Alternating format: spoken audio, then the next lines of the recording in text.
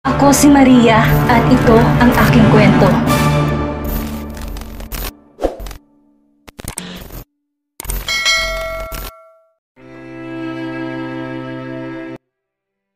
Immune ka na ba sa mga lalaki? Ani Jolo, pumihit to paharap kay Eileen. At nang tila mainip sa sagot niya ay walang paalam na hinaplos nitong kanyang pisngi. Bago pa siya makapag-react ay bumaba na yon sa kanyang leeg. Saka doon masuyong gumawa ng landas pahagod sa kanyang balikat. Halos pa nakiban siya ng mga mata sa ginagawa nito. Tumigil ka, sisigaw ako. At susugod ditong mga kapitbahay niyo. Nangingiting tugon nito. Bago pa siya makapagsalita ay marahan nang dumampi ang mga labi nito sa kanyang malalambot na mga labi. Sa sumunod na mga sandali ay naramdaman na lang niya ang sarili na tumutugon sa maalab na halik nito. At nang sawari niya hilimot na niya ang kanyang katinuan, ay saka naman ito tumigil. You are not immune, bulong nito. Sa mga mata ay naroon ang damdaming hindi niya matiyak kung ano. Masama bang pakiramdam mo, Eileen? Concern na tanong ni Aling Susana. Hindi ho, Nay, sagot niyang matamlay ang tinig. Namumutla ka, puna nito. Nagkibit siya ng balikat. Wala ho ito. Sige ho, aalis na ako. Nakasunod pa rin ng tingin sa kanya ang ina. Mag-iingat ka. Papadalhan na lang kita ng tanghalian.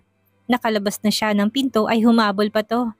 Uminom ka ng gamot, anak. Baka lumala pang nararamdaman mo. Tango na lang ang sinagot niya. Kung makikipagtalo pa siya dito ay hahaba lang. Hindi naman papayag na hindi ito mang mananalo. Wala naman talaga siyang sakit. Hindi lang talaga magandang bangon niya. Kung saan nakuha ng nanay niyang ideyang namumutla siya, siguro ay dahil hindi na niya inabala pang sarili na mag-apply ng lipstick. Yun na lang ang tanging kolerete niya sa muka, maliban sa baby powder, pero kinatamaran pa niya.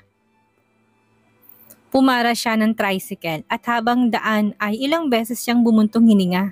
Saka kinumbinsi ang sarili na kailangan niyang sumigla. Mala sa negosyong palata-lata ng kilos. You can't be serious. Galit na wika ni Jolo. Muntik na niyang makalimutan na ang ama ang kaharap at halos sigawan. Nakalarawan sa mukha niya ang galit. Wala sa kanyang karakter ang sanay na dinidiktahan. Siyang palaging nagdidikta kung kaya't nang marinig niya ang tinura ng matanda ay tila para siyang tigring nasilo at nagwawalang makawala. Huwag mo kong sigawan. Banayad na wika ni Don Leoncio Tordesillas. Nasa mukha nitong larawan ng posibleng anyo niya kapag nagkaedad na. May edad na ito, ngunit matikas pa rin ang anyo nito. Ang atletikong bulto ng katawan nito ay hindi may kukubli sa suot na barong. Of course, I'm serious. Kailan mo ba ako nakita nagbiro? Arranged marriage? Mariing bulalas niya. Hindi pa rin naglalaho sa mukha niyang galit. Siguro noong panahon niyo ay posible pang ganun. Pero hindi ngayon. At lalong-lalong hindi posible sa akin. Halos mag-isang linya ang guhit ng mga mata niya. Ang mga bagang niya ay nagtatagis. At bagamat hindi pinapahalata ng Don ay tiyak niyang nakakaramdam din ito ng tensyon sa nakitang pagtanggi niya. Arranged marriage is different, Jose Lorenzo. Hindi ko pinagkakasundo ang kasal mo. Sinasabi ko lang sa'yo kung sinong gusto mong pakasalan. Dumukwang siya dito na nanatiling nakaupo sa likod ng mahaba nitong mesa. Ang mga palad ay halos lumapat sa makapal na bubog. Maghahanap ako ng babaeng mapapangasawa ko kung kailan ko gusto. At ako magdedesisyon kung kailan ko gusto magpakasal. Hindi na mabilang ang mga babaeng napaugnay sa'yo, Jose Lorenzo. At isa man doon na hindi mo makitang mabuting mapangasawa mo. Masyado akong abala sa pamamalakad ng kumpanyang ito. Hindi sapat ang panahon ko makapaghanap ng babaeng tatama sa inyong panlasa. Patuya niyang sagot. Precisely, nangingislap ang mga matang wika nito. Kaya nga ako na naghanap ng babaeng pakakasalan mo. Lalong tumiim ang anyo niya sa narinig. Talagang gusto niyo akong ipakasal sa babaeng nakilala lang ninyo sa isa sa mga leisure travel niyo? Mabuting babae si Eileen. Siya ang gusto kong pagmulan ng aking magiging mga apo. Tumindig ito at dumukwang ng kagaya ng pagkadukwang niya. Sa isang distansya ay animo sila nagsusukatan ng tingin. If you want sole control of this company, hindi mo ka-questionin ang gusto ko. At paano kung hindi ako pumayag? Matigas niyang tugon. Nagkibit ito ng balikat. Hahatiin kong voting shares ko sa inyong magkakapatid. Mananatiling nasa yung pinakamalaking voting shares at ikaw pa rin ang nasa kontrol dahil ikaw ang panganay. Saglit ang huminto upang bigyan din ang susunod na sasabihin. Ngunit hindi ko nahawak kung bobotong mga kapatid mo ng laban sa'yo. Wala silang alam kung hindi ang gumusta. Maras niyang sabi. Anong nalalaman nila sa pagpapatakbo nitong kumpanya? Mababang kurate ito sa loob ng isang iglap. Kapag hindi ka nagpakasal at hindi nagkaroon ng tagapagmanang magiging mga anak nila, ang nakatakdang magiging tagapagmana ng kumpanyang ito. Napabugas siya ng hangin. Then I will find my own wife. Tumigas ang anyo ng ama. You will marry Irene Carillo. Sa mahabang sandali ay naghari ang katahimikan sa dalawang makapangyarihan sa Tordesillas Industries. Nang bumaling siya sa ibang direksyon ay padaskol niyang pinindot ang intercom. Get me Nike Luciano at my office. Saka bumaling siya ng tingin dito. Doon na muna ako sa opisina ko. Tumango lang si Don Leoncio. Saka bumalik sa survival chair. Sa halip na lumabas si Jolo, ng kwartong iyon ay ang connecting door ang kanyang tinungo. Magkatabi sila ng pribadong opisina ng ama at bukod doon ay ang conference room na umuukupa sa buong 19th floor. Ang susunod na siya ring huling palapag ng Tordesillas Tower ay ang penthouse na siyang inuwian niya. Sunod-sunod ang paghugot niya ng malalim na hininga. Ang kanyang noo ay nananatiling nakakunot at halos umagaw sa mahinang garalgal ng air conditioner ang pagtatagis ng kanyang mga bagang. Nilapitan niya ang minibar sa isang sulok ng opisina. Nagsalin siya ng alak saka bumalik sa likod ng executive desk na Nara. From ceiling to floor ang glass panel. Buhat doon itanaw ang buong Makati. Tipis siyang napangiti. Pandakan Tordesillas Tower kung ikukumpara sa mga nagtataasang building na nakatayo lamang. Ngunit dahil sa lokasyon noon na hindi natatabunan ng ibang gusali. Narinig niyang mahinang katok. Come in. Ani yan ang hindi na lumingon pa. Tsak niyang si Nike yun. Pinatatawag mo raw ako. Sabi nito nang makapasok. Prenteng naupo ito sa mahabang sofa at pinagkrus ang mga paa. Executive assistant ito ng kumpanya. Ito ang humahawak ng mga confidential records at kuminsan ay pati mga personal na impormasyon ng pamilya. Tumango siya. Ibinaba na muna niya ang baso ng alak saka lumapit dito. Meron ako ipapagawa sa'yo na gusto kong ikaw ang personal na gumawa. This is my own business. Babayaran kita kahit na magkano at ang gusto kong ibigay mo sa akin ay original na report. In your handwriting at wala nang iba pang kopya. Sa oras na matapos ka, itatago kong report at kalimutan mo may pinagawa ako sa'yo. Yes sir, pwede ko bang malaman kung sinong babaeng sangkot dito? Ang matiim na matang ipinukol niya dito ay halos ikapangilag nito. Walang salitang lumigid siya sa mesa nito sa isang papel ay sumulat doon ng pangalan at address. Gusto kong malaman ang lahat ng posibleng impormasyon na makukuha mo tungkol sa taong yan. Bukas ng hapon hanggat maaari. Binuksan ni Aileen ang hood ng lumang asul na Ford Fiera at tinignan ng radiator at makina. Lihim na tumaas ang kanyang kilay. Wala naman siyang makitang problema sa sasakyan. Binaba niya ang hood at tinarap ang may-ari. Wala naman ang problema. Aniya, sigurado ka miss? Malayo kasing pupuntahan ko. Ayaw ko lang na magkaberya pa. In good running condition pa ho yan. Mabilis na dumukot sa bulsa ang lalaki. Magkano bang kailangan kong bayaran? Nagkibit siya ng balikat. Wala ho. Kasama na yan sa serbisyo namin dito. Total ay nagpakarga na rin kayo ng gas. Nilipat niya ang tingin sa dalawang tauhan niya sa gasolinahan. Abalang mga to sa pag-asikaso sa humintong sasakyan. Ang isa ay kumuway sa kanya at sumenyas ng isusukli. Excuse me ho, aniya sa lalaki at tinungong cashier's booth. Naging abala siya sa pagtanggap ng bayad. Nang makaalis ang dalawang sasakyan ay saka pa lamang nagpabaling muli ang atensyon niya sa Ford Fiera na nanatiling nakahinto. Nangunot ang kanyang noo. Ang lalaki ay nakasakay na sa harap ng manibela, ngunit malikot ang mga mata sa pagmamasid sa paligid. Hindi malaman ni Aileen kung ano ang kanyang iisipin. Hindi pag-interesan ng hold-upper ang pwesto niyang yon. Ang gasolinahan niya hindi kagaya na naglalakihang pump stations. Mas mainam lang yon ang bahagya sa mga pundohan kung saan nakalagay sa bote ng soft drinks ang gasolina at krudo. Maya-maya ay umalis na rin ang sasakyan. Nakahinga na siya ng maluwag. Ngunit may agam-agam na natili sa kanyang dibdib. Nahiling niya sana'y hindi yan ang tauhan ni Ismael. Si Ismael ang takbuhan ng mga nagigipit sa natividad. Palibhasa ay itong maraming pera. Pera din ang ginawang negosyo. Ito ang nagmamay-ari ng kaisa-isang bahay sanglaan sa natividad. At bukod pa doon ang pagpapautang nito ng 5-6. At hindi lang yun, ang himutok nga ng ibang nailitan nito ng lupa ay hindi raw imposible na magising na lang sila kinabukasan na si Ismael nang nagmamay-ari na mas malaking bahagi ng natividad. Totoo naman yun, naisip ni Eileen, mula sa halagang 500 piso hanggang sa malakihang pagsasangla ng lupain ay si Ismael ang takbuhan ng mga kababayan niya at maging ang nasira niyang asawa, si Ramon. Kaya lang siya panatag ngayon ay dahil hindi naman siya binubulabog ni Ismael. Mahigpit tong maningil, ngunit ito na rin ang nagsabi na wala nang balanse ang kanyang asawa bago ito namatay. Malaki rin ang naging utang nila dito ng patubuan. Si Ramon ang may gusto na iparenovate ang bahay nila para gawing transient house. Ang nanay niya ang namamahala kapag may dayuhang kailangan na matutuluyan pansamantala. Hindi niya gusto ang ideyang iyon.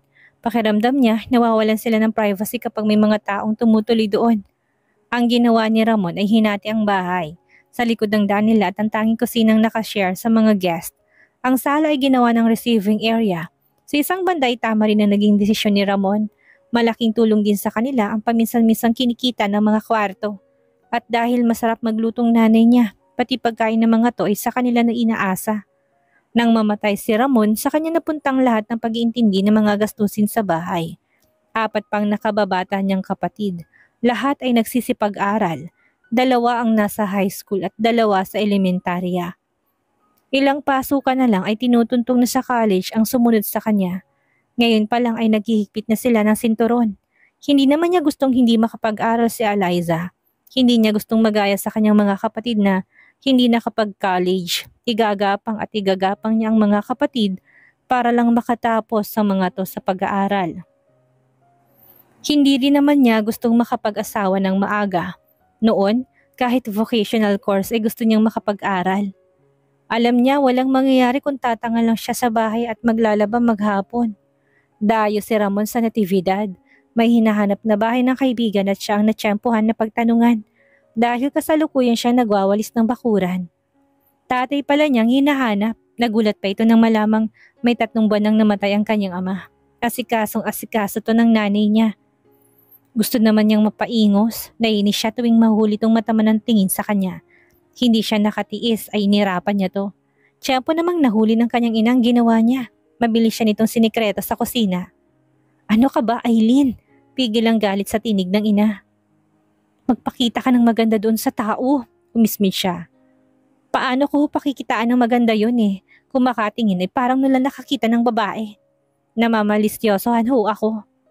Akala mo lang yun. Isa pa binata naman yan. Yan ang kinukwento sa akin ng ama mo na stowaway niya kaibigan. Kahit na ho, pupunta na lang ho ako kina Madeline. Best friend niya sa high school ang tinutukoy niya. Doon na ho muna ako habang nanditong bisita. Kabastusan yun, pagigil na wika ng ina.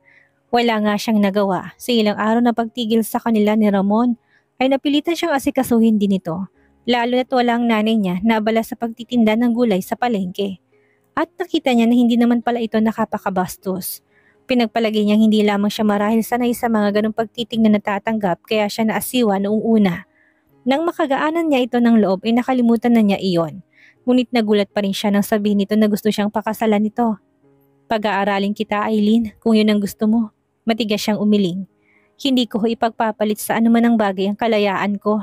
May raraos ko rin namang makapag-aral kahit na hindi ako umasa sa inyo. Ngunit porsigido si Ramon. Nang makita nitong hindi siya makukuha basta-basta, ay ang ina niya at mga kapatid ang una nitong sinuyo. Bandang huli ay tila kalaban pa niyang sariling pamilya.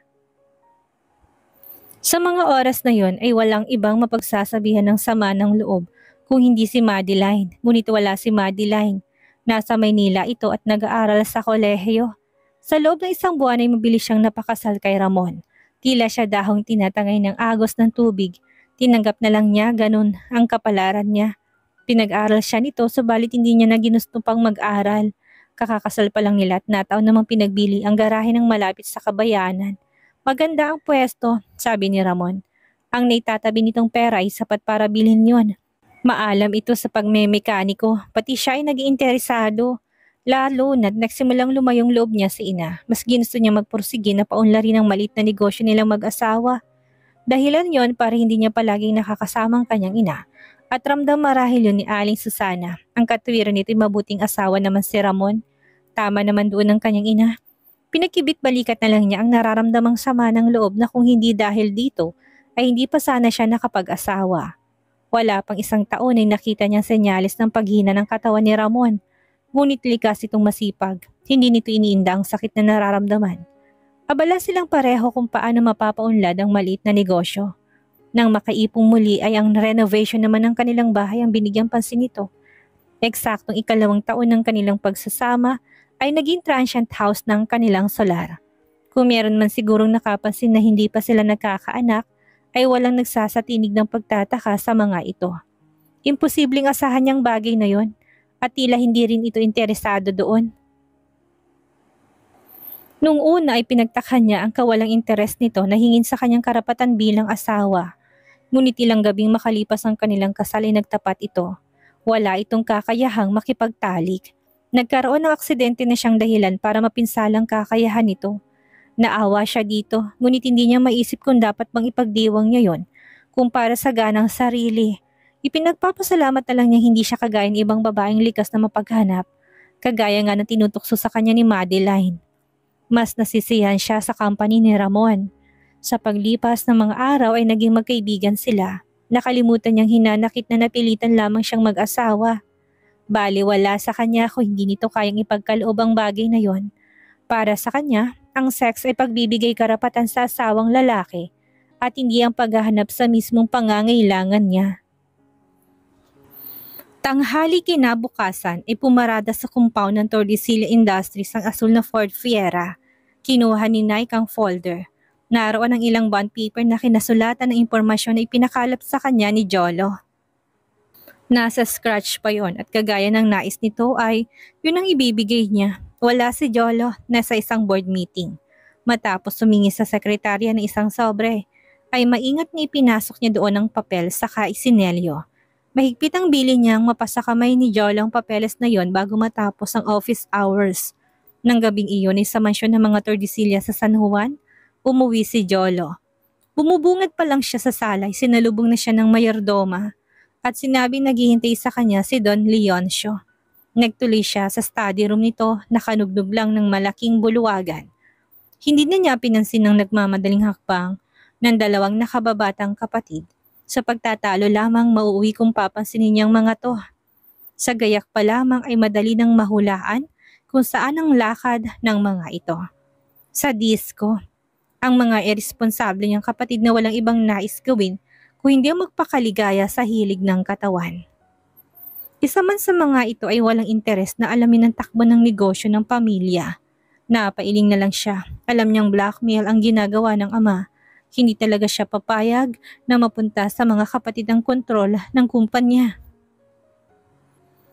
Malulusaw yon sa ilang saglit hanggang sa papasok na lamang siya sa study room ay iniisip pa niya kung saan sila nagkamali ng ama sa paggabay sa mga kapatid niya.